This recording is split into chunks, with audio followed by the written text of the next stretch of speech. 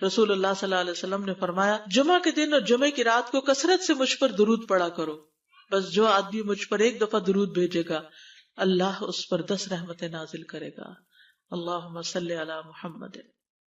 رسول اللہ صلی اللہ علیہ وسلم نے فرمایا تمہارے افضل دنوں میں سے جمعے کا دن ہے، اسی دن آدم علیہ السلام پیدا کیے گئے، اسی دن ان کی روح قبض کی گئی، اسی دن سور پھونکا جائے گا، اور اس دن سب لوگ بے ہوش ہوں گے، اس لیے اس دن مجھ پر کثرت سے درود بھیجا کرو کیونکہ تمہارا درود مجھ پر پیش کیا جاتا ہے۔ کہتے ہیں لوگوں نے پوچھا یا رسول اللہ ہمارا درود آپ پر کس طرح پیش کیا جائے گا جبکہ آپ کا جسم بوسیدہ ہو چکا ہوگا؟ تو آپ نے فرمایا بے شک اللہ عز و جل نے انبیاء کے جسموں کو زمین پر حرام کر دیا ہے، یعنی فرشتوں کے ذریعے آپ تک درود پہنچایا جاتا ہے۔ انبیاء کے جسموں کو مٹی نہیں کھاتی، صحیح سلامت ہوتے ہیں ان کے جسم۔ سورۃ الکہف پڑھنا، نبی صلی اللہ علیہ وسلم نے فرمایا جو شخص جمعہ کے دن سورۃ الکہف پڑھتا ہے تو اس کے لیے دوسرے جمعے تک نور روشن رہتا ہے۔ غسل کرنا، ہر بالغ پر جمعہ کے لیے جانا ضروری ہے، اور ہر وہ شخص جس پر جمعہ کے لیے جانا ضروری ہے اس پر غسل ہے، یعنی اس کو لازمی غسل کرنا چاہیے، اللہ یہ کہ کوئی مجبوری ہو۔ تو آپ اپنا اسکیجول اس طرح بنائیں نا کہ جیسے اگر آپ ہر روز نہاتے ہیں پھر تو کوئی مسئلہ نہیں، لیکن اگر آپ ایک دن چھوڑ کے ایک دن نہاتے ہیں تو آپ پھر اس طرح اسکیجول کریں کہ جیسے آپ منڈے کو نہائے، پھر وینسڈے کو نہائے، پھر جمعے کو نہائے، پھر آپ سیٹرڈے سنڈے اگر نہیں بھی نہاتے پھر منڈے، تو اس طرح آپ جمعے کو مس نہیں کریں گے۔ یہ نہیں کہ جمعرات کو نہا کے جمعہ کو چھوڑ دیا یا جمعہ چھوڑ کے ہفتے کو نہائے، ایسا نہیں کرنا چاہیے۔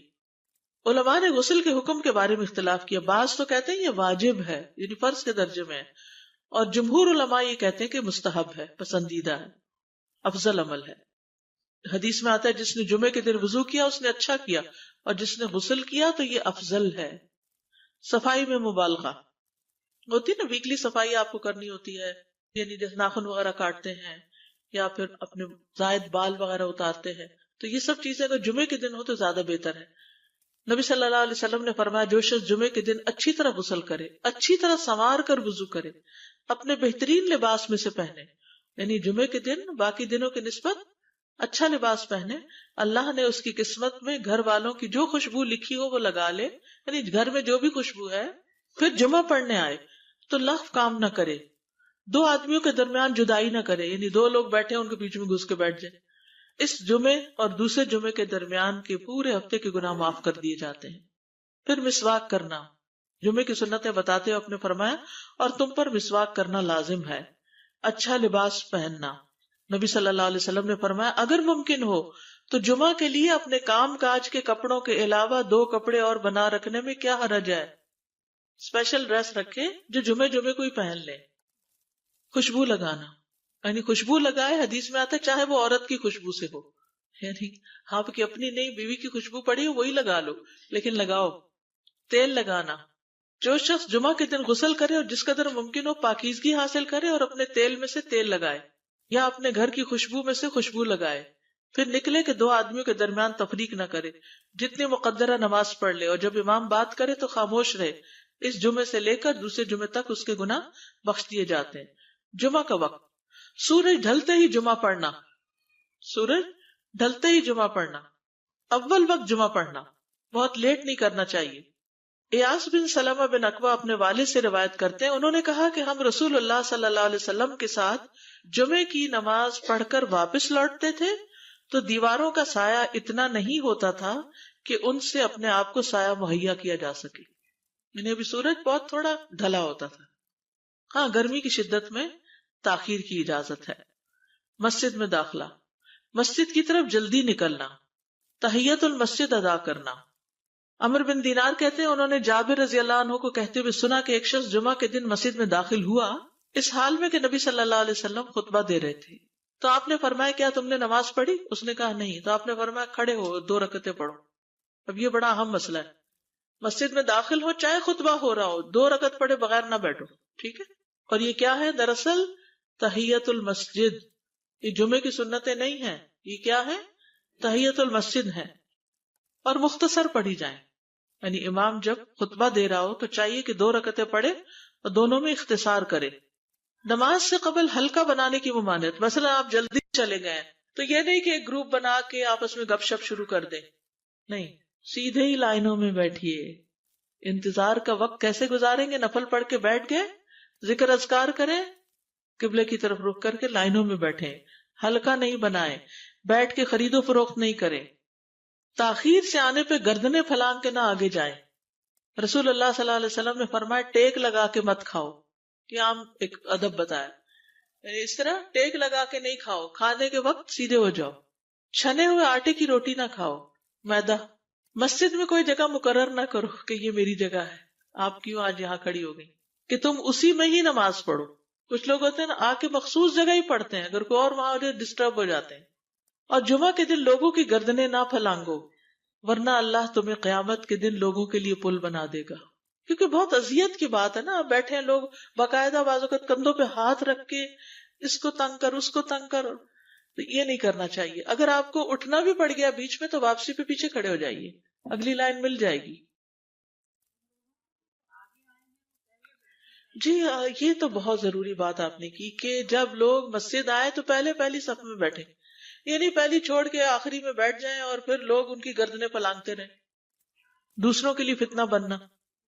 جابر بن عبداللہ رضی اللہ عنہ سے روایت ہے کہ جمعے کے دن رسول اللہ صلی اللہ علیہ وسلم خطبہ ارشاد فرما رہے تھے کہ ایک آدمی مسجد میں داخل ہوا، وہ قریب آ کر بیٹھنے کے لیے لوگوں کے اوپر سے گزرنے لگا۔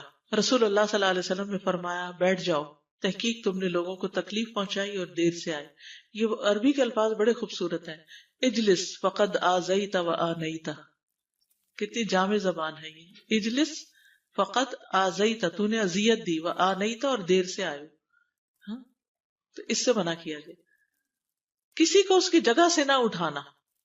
جابر رضی اللہ عنہ نبی صلی اللہ علیہ وسلم سے روایت کرتے ہیں، آپ نے فرمایا تم میں سے کوئی شخص جمعہ کے دن اپنے بھائی کو کھڑا نہ کرے کہ پھر دوسری طرف سے آ کر اس کی جگہ پہ خود بیٹھ جائے، بلکہ جو آئے وہ کہے جگہ کشادہ کرو، ہمارے لیے بھی جگہ بناؤ، یہ کہے۔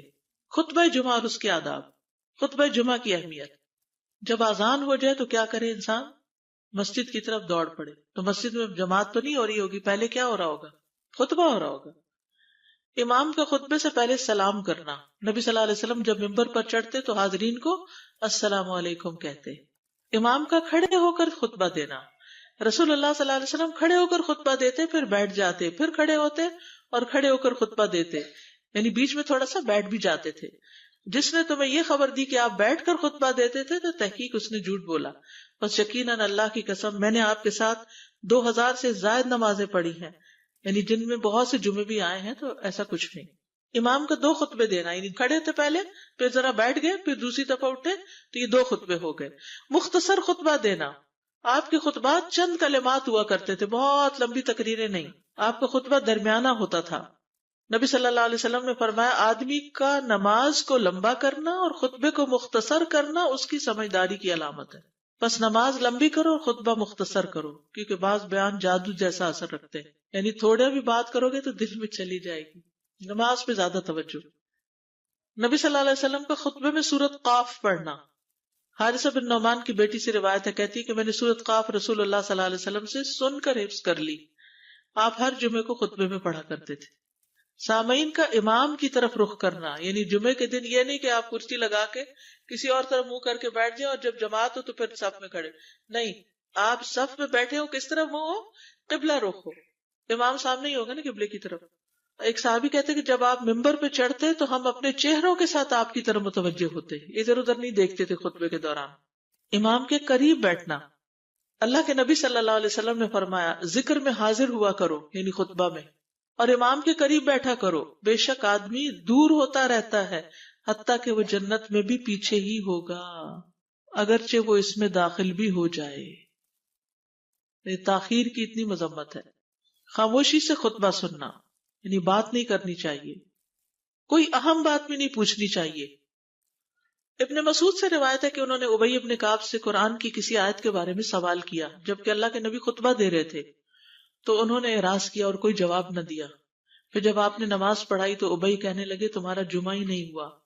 تو ابن مسعود نے رسول اللہ صلی اللہ علیہ وسلم سے پوچھا تو آپ نے فرمایا ابی نے سچ کہا، کوئی بات کرنے کی اجازت نہیں، یہ کہنے کی بھی کہ چپ ہو جاؤ یہ بھی اجازت نہیں۔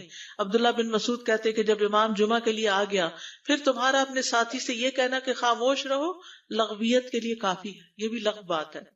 کوئی لغو حرکت نہ کرنا، کنکریوں سے نہ کھیلنا، فون سے نہیں کھیلنا، میسیجز چیک نہیں کرنا، انگلیوں میں انگلیاں ڈال کے پٹاخے نہیں بجانا، گوٹ مار کے نہیں بیٹھنا. گوٹ مار کے کیسے بیٹھتے ہیں؟ گھٹنے اوپر کر کے اور یوں ایسے گھٹنوں کے گرد ہاتھ ڈال کے. کئی دفعہ ایسے نظر آتا ہے کہ خطبے میں لوگ اس طرح بیٹھے ہوتے ہیں کیونکہ پتہ نہیں ہے. یعنی آپ چوکڑی مار سکتے ہیں. آپ سب سے افضل پوزیشن تو یہ ہے کہ جیسے نماز کے اتحیات میں ہم بیٹھتے ہیں، لیکن کچھ لوگ اس طرح بیٹھ نہیں سکتے، چلے کرسی میں بیٹھ جائیں. اگر کرسی نہیں ہے، نیچے بیٹھے ہیں، تو چوکڑی مار کے بیٹھ جائیں، مگر ٹانگیں اس طرح پیٹ کے ساتھ لگا کے گھٹنوں پہ ہاتھ کو بل دے کے اس طرح نہیں بیٹھے. اگر مجبوری ہے تو وہ اور بات ہے، لیکن یہ کہ بلا وجہ نہیں کرنا چاہیے کیونکہ ادب کے خلاف ہے. اونگ آنے پر جگہ بدلنا.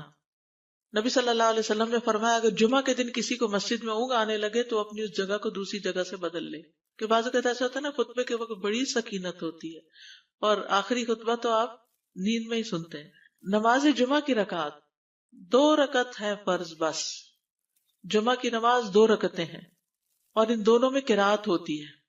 نبی صلی اللہ علیہ وسلم جمعے میں سب اسم ربک الاعلی اور حل اتا کا حدیث الغاشیہ پڑھتے. کبھی جمعہ اور عید کٹھے ہو جاتے تب بھی دونوں نمازوں میں یہی صورت پڑھتے تھے. ٹھیک ہے. اسی طرح صبح کی نماز میں جمعے کے دن الف لام میم التنزیل اور حل اتی علی الانسان کی قرات کرتے اور نماز جمعہ میں سورۃ الجمعہ اور منافقین کی تلاوت کرتے. یعنی یہ بھی ملتا ہے. فرض کے بعد 2 رکعت پڑھنا. عبداللہ بن عمر سے روایت ہے انہوں نے رسول اللہ صلی اللہ علیہ وسلم کی نفل نماز کو بیان کیا اور کہا کہ آپ جمعے کے بعد کوئی نفل نماز نہیں پڑھتے تھے حتیٰ کہ واپس تشریف لے جاتے، پھر اپنے گھر میں 2 رکعت پڑھتے تھے. اب جو لوگ گھر نہیں جاتے تو پھر وہیں پر وہ پڑھ لیتے ہیں، ورنہ آپ صلی اللہ علیہ وسلم اپنی سنتیں وغیرہ گھر میں پڑھتے تھے. اور اسی طرح 4 بھی پڑھی جا سکتی، 2 بھی ہیں 4 بھی ہیں. آپ صلی اللہ علیہ وسلم نے فرمایا جب تم میں سے کوئی جمعہ پڑھ چکے تو اس کے بعد 4 رکعتیں پڑھے. یہ آپ کا حکم ہے. تو جب آپ کا 2 چیزیں ہوتی ہیں سمجھنے کے لیے، ایک آپ کا فعل ہوتا ہے اور ایک آپ کا حکم ہوتا ہے. تو ہمارے لیے کیا ہے؟ جو آپ کا حکم ہو. جمعے کے بعد کوئی اور نماز پڑھنے سے پہلے گفتگو کرنا، یعنی سنت پڑھنے سے پہلے گفتگو کرنا. اسما بن مالک سے مرفوعاً روایت ہے کہ جب تم میں سے کوئی آدمی جمعہ کی نماز پڑھے تو اس کے بعد اس وقت تک کوئی نماز ادا نہ کرے جب تک کسی سے کلام نہ کرے یا اس جگہ سے نکل نہ جائے. پہلے منع تھا، اب کوئی نہ کوئی بات کر لینی چاہیے. نہیں سمجھ آئی؟ یعنی جمعہ پڑھ لیا آپ نے اور پھر کسی سے آپ سلام دعا کر لیں، اس کے بعد سنت پڑھیں یا نفل جو بھی. ٹھیک ہے. اور گھر جانا ہے تو گھر جا کے پڑھیں، اور اگر گھر نہیں جانا، کام پہ جانا ہے تو ادھر ہی پڑھ کے چلے جائیں. کتنا پیارا ہے ہمارا دین کہ اتنا لمبا بھی چپ کا روزہ نہیں رکھوایا. بالکل.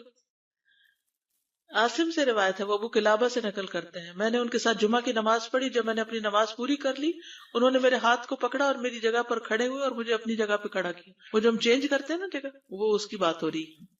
یعنی جمعے کے بعد کوئی اور نماز پڑھنے سے پہلے بات بھی کر لینا، جگہ بھی تبدیل کرنا. لیکن اگر کچھ لوگ پہلے سے ہی آپ کی سنتیں شروع کر چکے اور کوئی چینج کرنے والا نہیں تو پھر پڑھ لیجئے. یعنی یہ مستحب اعمال ہے، ان میں ایسا نہیں کہ کوئی گناہ لازم ہو جائے گا، لیکن افضل یہ ہے، افضل سے اجر زیادہ ہو جاتا ہے. جمعہ کے دیگر احکام. 1 رکعت پانے پر بھی جمعہ ادا ہو جاتا ہے. یعنی اگر کسی کو رش مل گیا، پارکنگ نہیں ملی اور 1 رکعت میں بھی پہنچ گیا تو جمعہ ہو گیا. امام سے دعا کا کہنا. انس کہتے ہیں کہ 1 سال نبی صلی اللہ علیہ وسلم کے عہد میں لوگ قحط میں مبتلا ہوئے. جمعہ کے دن میں نبی صلی اللہ علیہ وسلم کے خطبہ پڑھنے کے دوران میں ایک اعرابی کھڑا ہو گیا. کہا یا رسول اللہ، مال تباہ ہو گئے، بچے بھوکے مرنے لگے، اس لیے آپ اللہ سے ہمارے حق میں دعا کیجیے. آپ نے اپنے دونوں ہاتھ اٹھائے. اس وقت آسمان پر بادل کا ایک ٹکڑا بھی نہیں تھا. قسم ہے اس ذات کی جس کے ہاتھ میں میری جان، آپ نے ہاتھ اٹھائے بھی نہیں تھے کہ پہاڑوں کی طرح بادل کے بڑے بڑے ٹکڑے امڑ آئے. یہ معجزہ ہے آپ کا، آپ کی دعا قبول ہو گئی.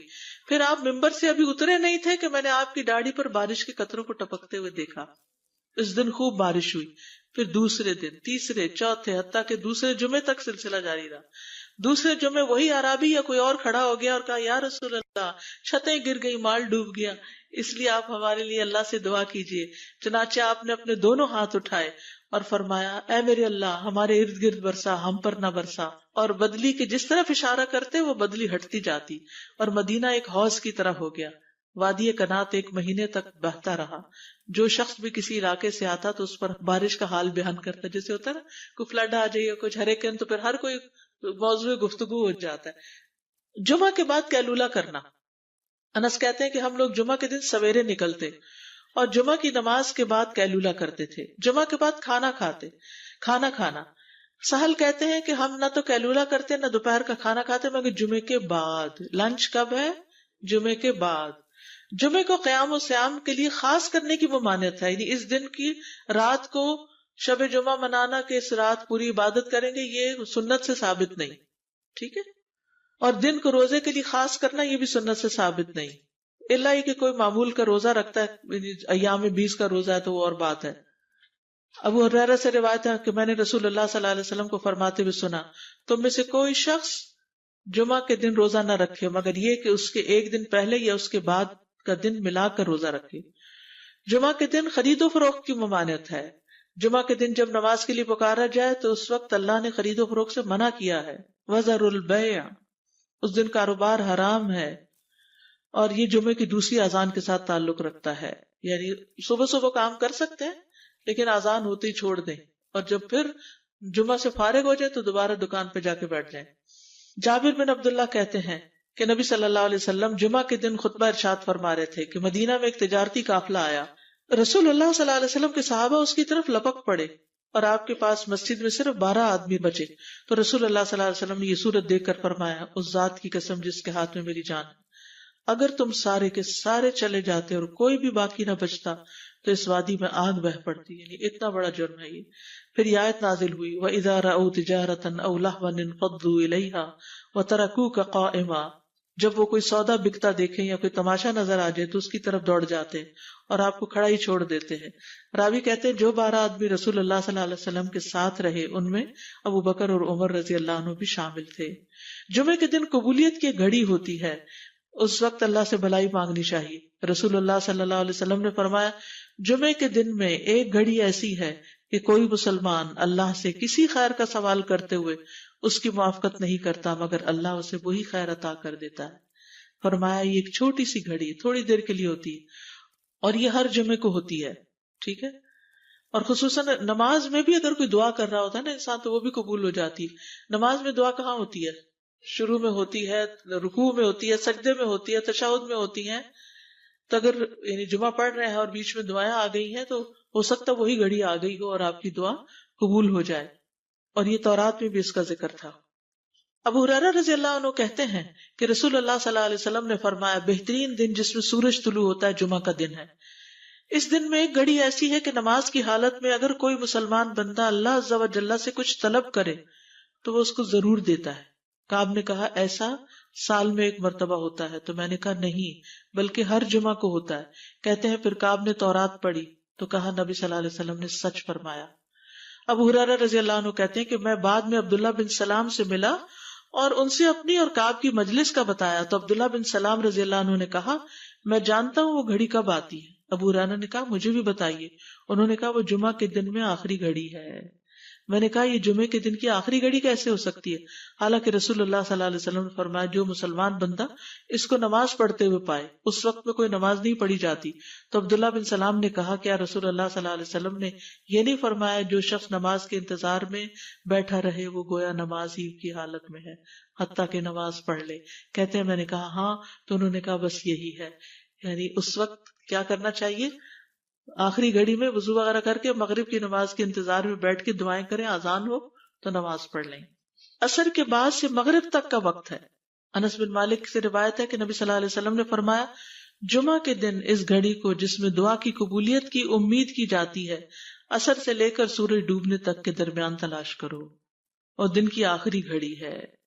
تو اللہ سبحانہ وتعالی ہمیں اس دن کی برکتوں سے فائدہ اٹھانے کی توفیق عطا فرمائے.